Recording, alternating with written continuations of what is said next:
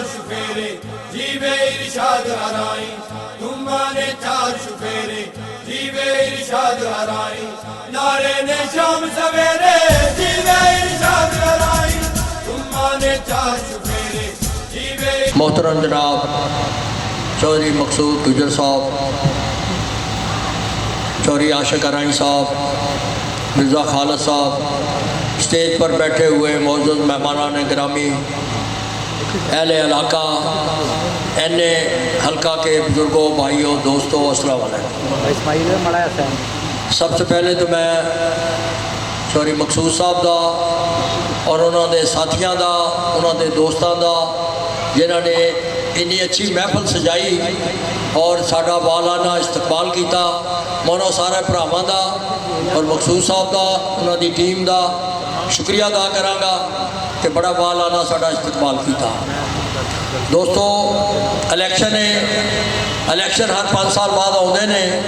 पहले भी तुसी भरावां ने मैनू अपना नुमाइंदा बनाया सी 13 दे विच, और 13 तो 18 तक 5 साल मेरा जो किरदार, जो रोल, जो वर्क वो थोड़े भरावां दे सामने आ।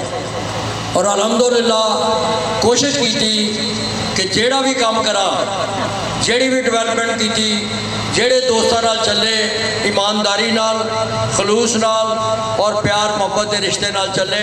कोई लालच नहीं सी, ना पहले लालच सी ना अज लालच आ, चूँकि अल्लाह ताला ने दिता ही इन्ना आ, कभी देखा ही नहीं, कभी किसी वाल वेख्या ही नहीं कि कोई किसी सानू कोई दूसरा बंदा सानू को साड़ी कोई ऐसी ख्वाहिश पूरी करे जिहड़ी कि मैं अल्लाह ताला कोलों दुआ करदा कि कभी भी अल्लाह ताला साडे ज़हन चों चीज़ ना लियावे।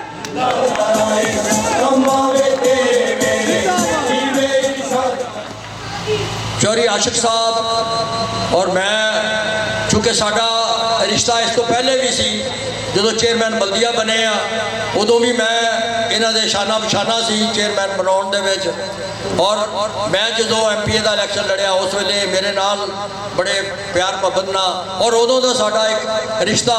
और दूसरी चीज़ साड़ी एक जिहड़ी ये चेयरमैन रहे ने, इन्हां ते कोई करप्शन का इल्ज़ाम नहीं, और मैं MPA रहा वा।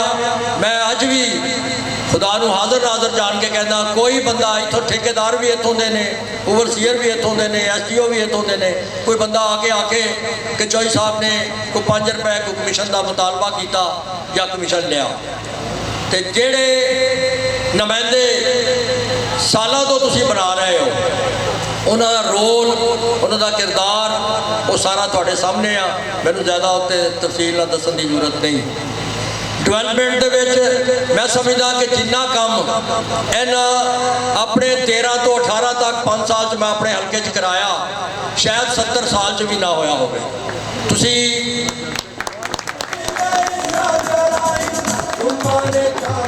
तुसी सड़कों का, मैं अपने पूरे हल्के च कारपेट रोडा का जाल विछाया सड़कों का।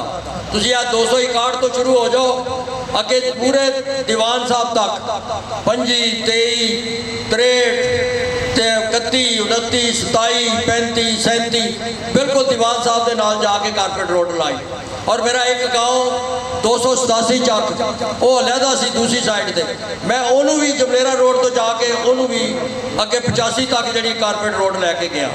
और इस तरह मेरे आ जोड़े चक 499, 471, 495, 457 चौकी जी चौकी तो चल के नहर तो मैं कारपेट रोड बनाई ताकि सारे जिन्हें भी देहात ने उन्होंने उसकी सहूलत नसीब हो।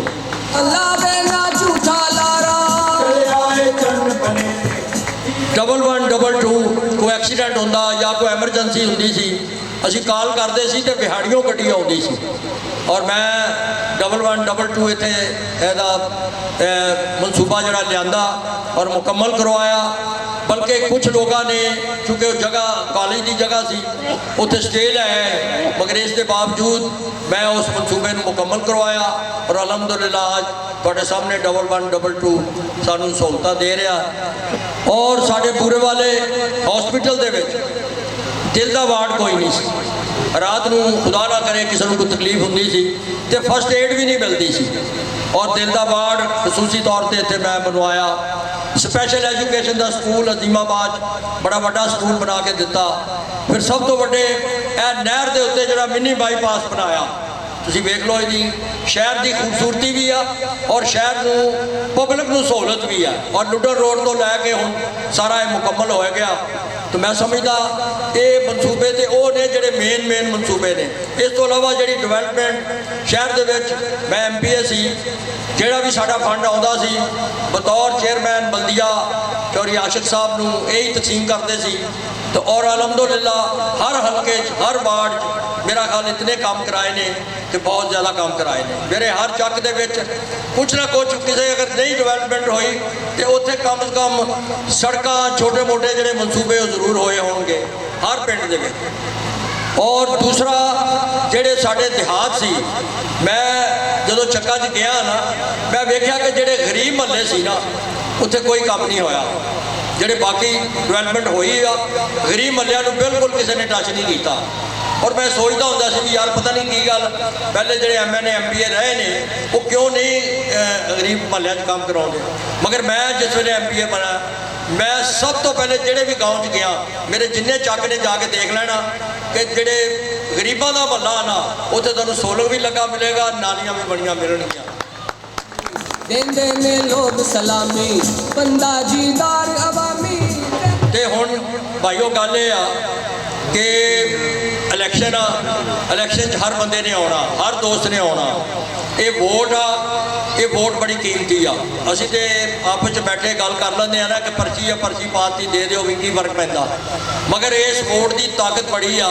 इहदे नाल मुल्क दा वज़ीर आज़म भी बनाउंदे हो, सदर भी बनाउंदे हो, वज़ीर आला भी बनाउंदे हो, मिनिस्टर भी बनाउंदे हो। तो मैं समझदा इहदा अगर सही हक इस्तेमाल हो जाए, एक बारी वोट 5 साल बाद वारी आउणी आ।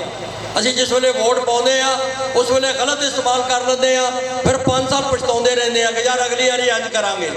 तो जे आपां अज ही सोच लईए कि अपने नुमाइंदे सही बना लईए जिहड़े इलाके की सही खिदमत कर, ईमानदारी नाल कर, बेईमानी ना कर, लोगों के दोस्तों के नाल शाना बशाना चलन। मेरा दफ्तर मैं 5 साल पिछला इलैक्शन लूज कर गया, मगर मेरा दफ्तर 5 साल 24 घंटे खुला रहा। हर दोस्त जिन्हें बैठे ने गवाह ने इस गल के किसी दोस्त को कोई काम कोई मसला कोई बात सियासी लोगों को यही होंदा कि जिहड़े पब्लिक के छोटे छोटे काम होंदे ने कोई टैलीफोन से हो गया कोई आके करा लिया। तो मैं पहले भी हाज़र सी हुण भी हाज़र हाँ।